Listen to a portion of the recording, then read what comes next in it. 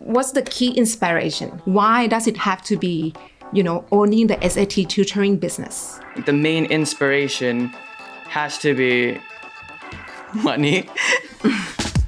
Most things in the world, in your life, come and go. Opportunities comes, opportunities go. But once you lose your family members, you cannot get that back. Imagine if you're talking to your 18-year-old self right now. What advice would you give to her? Don't always do anything for money. Once you have enough money, then, what else you're gonna do? Because money is never enough. You're listening to Bangkok Post's Mind the Gap podcast. Let's connect, converse, and create possibilities. Mind the Gap by Bangkok Post. My name is Charoenporn Kaewmanorom. Mind the Gap, basically the podcast about sharing experiences and learning from one another between people from different generations. I'm the representative of Generation Y, and I'm here with Nong Shane. Hi, Nong Shane. Hi. Representing Generation Z, my name is Shane. I'm 17 years old, currently studying at BBA at Chulalongkorn University, and I want to be a future entrepreneur billionaire. That's pretty impressive. I actually got to learn about your profile before coming here. Me too. And I knew that you already had your own business. Could you please tell me a bit about what your business is about? So I have a tutoring business. It's called Wisdom Tutoring. We're offering SAT, both English and math, and we are trying our best to get our students to the best possible future that they can go into. Wow, how long have you been doing it for? I've been doing it for about a year and a bit. I've started around January 2024, and when I started it and got my first customer, I told my dad, from this point onwards, I'm going to make my own money. I'm not going to receive an allowance anymore. And that is a moment that I'm really proud of. What about you? What do you do for a living? I was also the entrepreneur, being a tutor cool. when I was your age Really? as well. Yes. Interesting. But then I changed my career once I, graduated in Sweden, and then became the employee, in the corporates for the last 14 years. And I have been very fortunate to be sent around globally. Working in 15 countries in the telecommunication industry. It's not one specific path, right? I was also the part-time lecturers and guest speaker for universities in Thailand. And currently, I'm also continuing my family business, exporting and manufacturing bronze and brass statues. So focusing on arts at the same time. In addition to that, also being the marketeers for retail businesses. So you had your own business at this age. May I ask, what's your inspiration? So the reason that I started this business is, first of all, I want to prove myself. I want to test myself that I can make my own money, that I can build a successful business.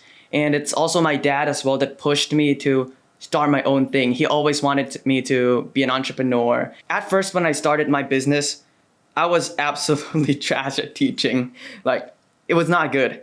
But after doing it for a while, I got better and better and improved every time. And now tutoring is something that I can do and I enjoy doing. So that's why I get up every day to do this job of mine. Yeah, what about you? What motivates you to do your job?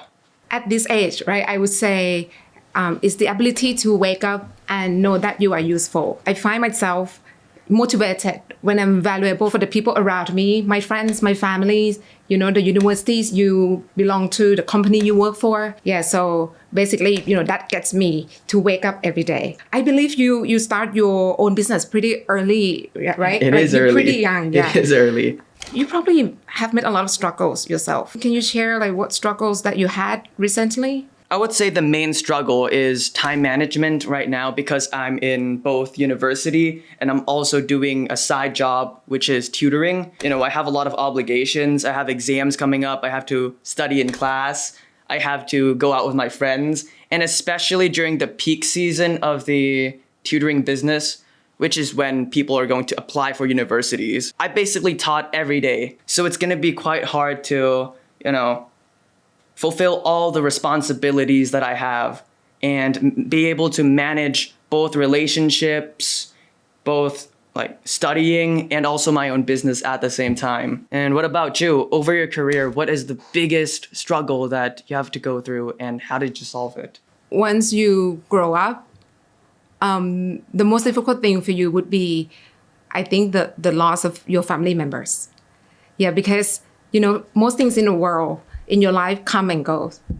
Opportunities comes, opportunities go. Even though, you lose your opportunities, you can always open new doors, right? You can always find new opportunities. But once you lose your family members, you cannot get that back. It's good to be determined and be ambitious, but at the same time, try to look back as well that the people who love you, who stay with you, they're not there forever. Yes. Yeah, I haven't thought about that. I couldn't really imagine losing any family members right now. We can just live with it. Struggle a lot. Yeah. Everybody cannot avoid it, right? Yeah. It is inevitable.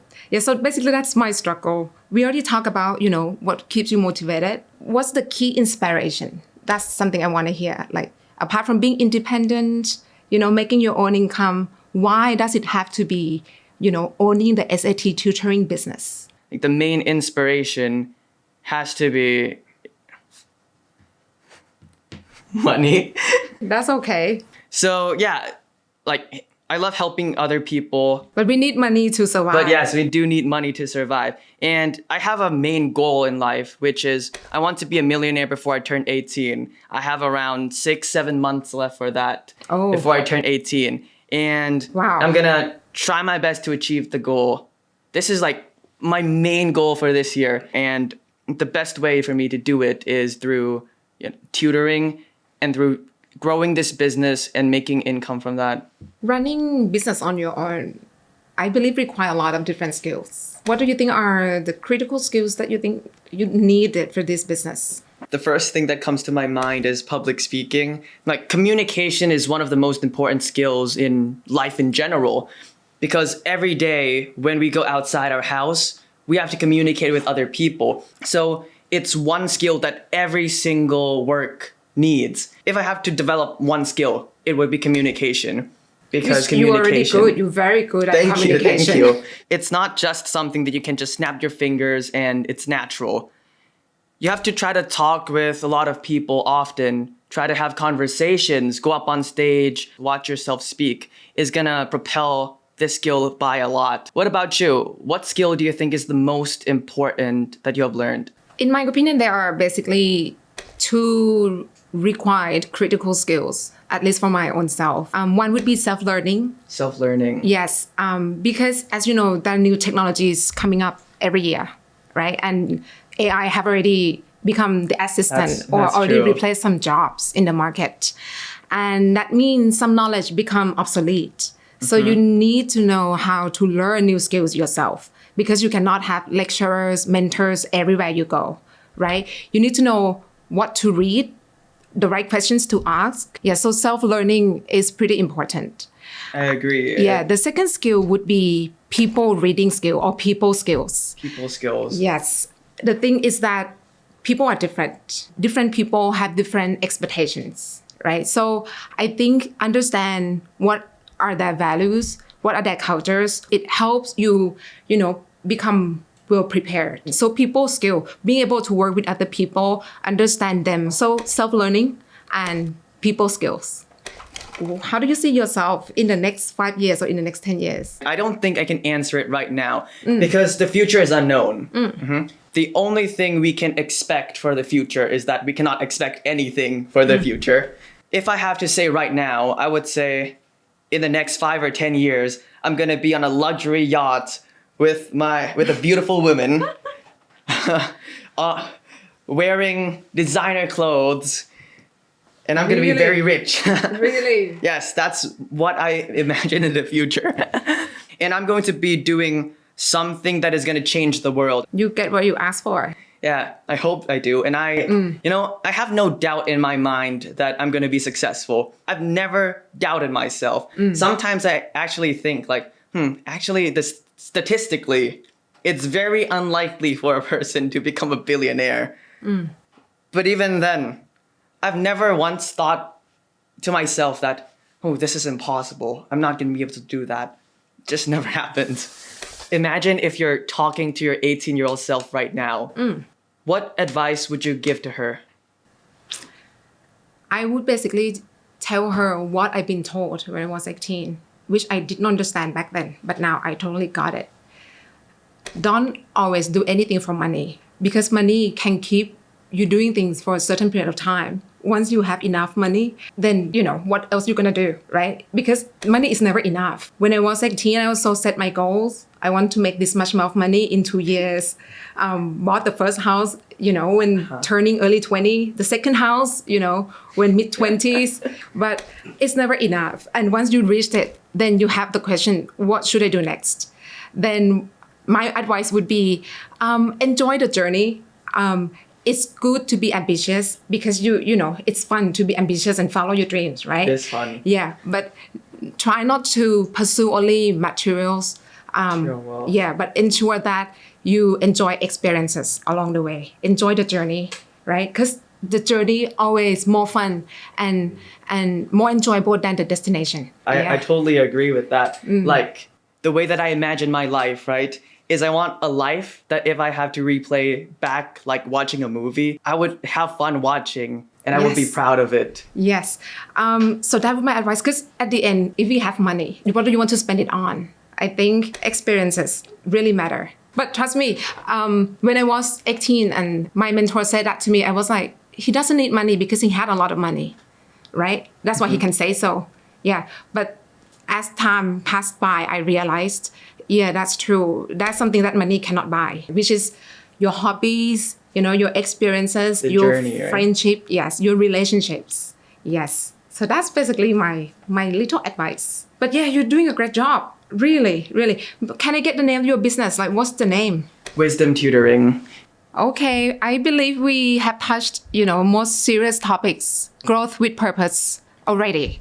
It's time for us to chill a little bit. Yeah. Right. I heard that you have some questions. There's one thing I really want to do. So we've talked about communication being really important, right? In sales marketing. The thing that I really want to do is this. Can you sell me this pen? All right. There's no prior information or anything. Yep. I want to know how a pro does it. What's so special about these pens?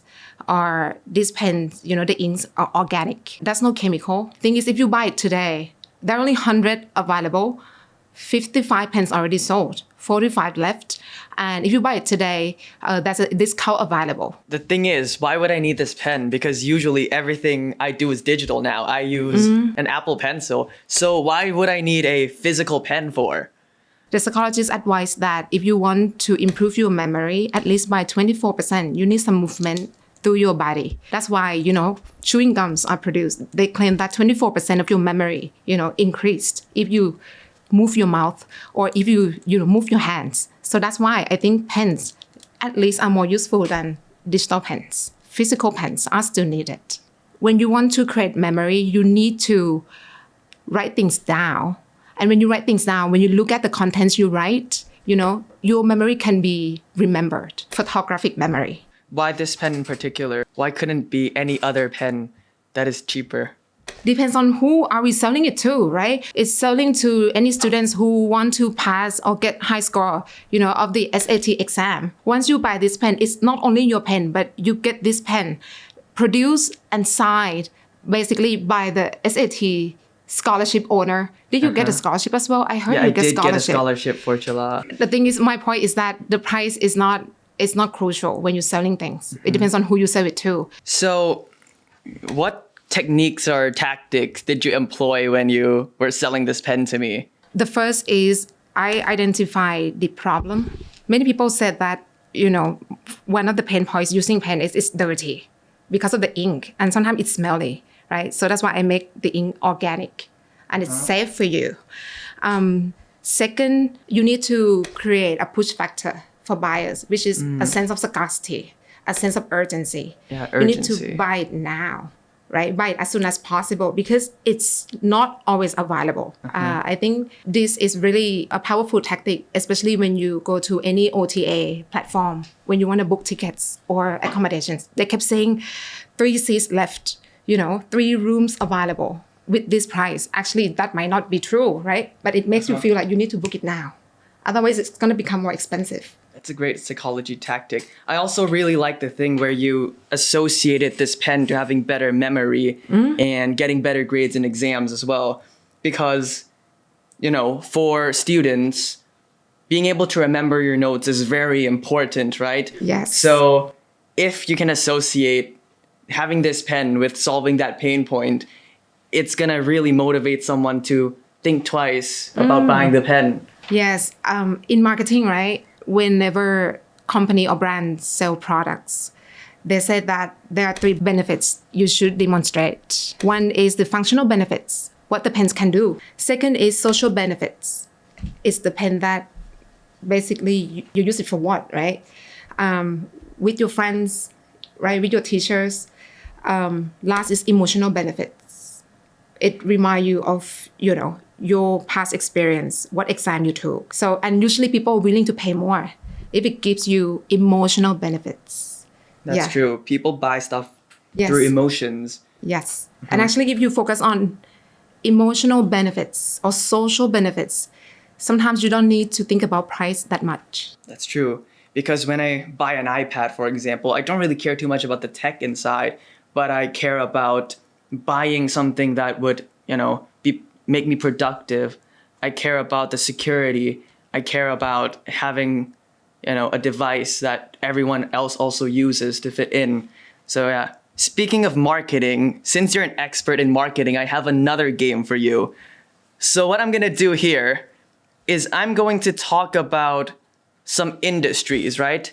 And I want you to create a business model, a marketing strategy, and a branding strategy for that business of yours. You ready?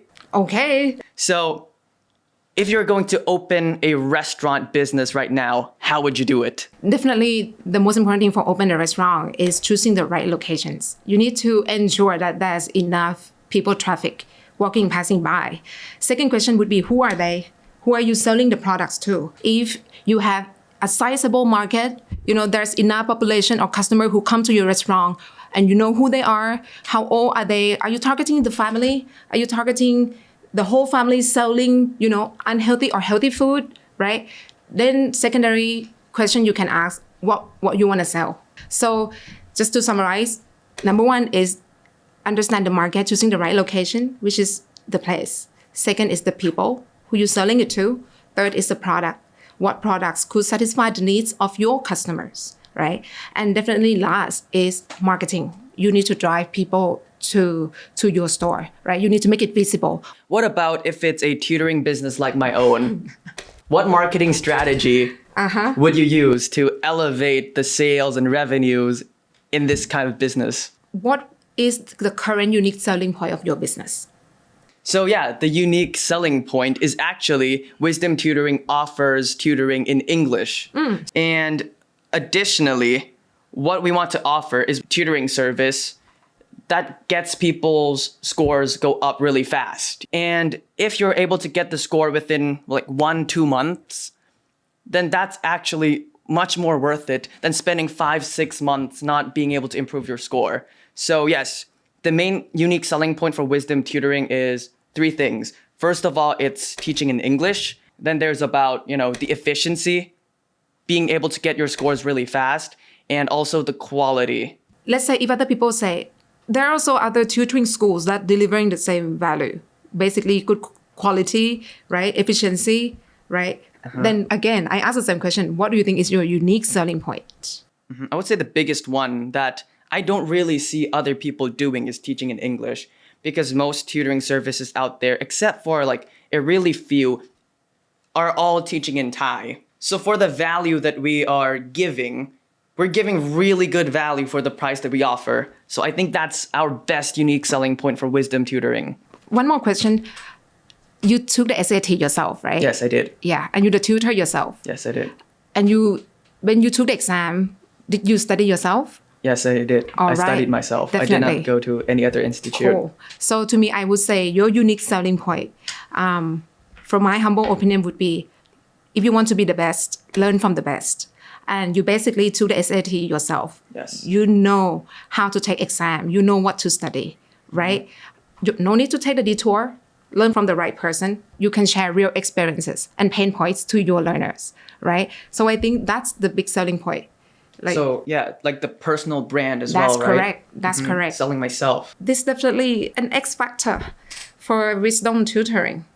Okay, thank you very much for You're that. welcome. You're welcome. I didn't see many 17-year-old boy who pass the HST exam themselves, you know? So this is impressive. Good job. Seems like, you know, you interested in building business, right? Yes, I love that. Yeah.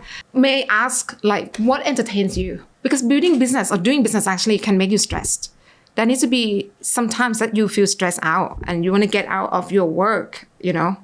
Yeah. How do you make yourself happy? Well, I would say the thing that entertains me the most is talking to people, being able to meet a lot of people, talk to them, interact with them, learn new things about people really entertains me. It gives me like a burning passion, you know? Like last Tuesday, I met my old friend and she's also my age, like she's 18 and she is building her own cosmetics brand. And when I heard about her journey and how she's building the brand, how she's working on her project and her passion, it really inspires me. And it makes me motivated to want to pursue more in my own businesses as well. So I would say something that really motivates me and really entertains me to go on in business is talking to like-minded individuals. And yeah, Agreed. this as well is a great opportunity to be able to talk to someone who has already gone through the initial cycles and learning from Agreed. them. That's going to be really influential to like my own trajectory. Yes. You are like the people you surround yourself with, That's true. basically. So that would be my final advice. Enjoy the journey. Nong Chen, you have a lot of futures waiting for you. Thank you for the opportunity today. Thank you for Bangkok Post for having us. I really enjoyed this experience. Chit-chatting with super energetic Nong Chen. So I think before we go, let's take a photo. Absolutely, I would love that.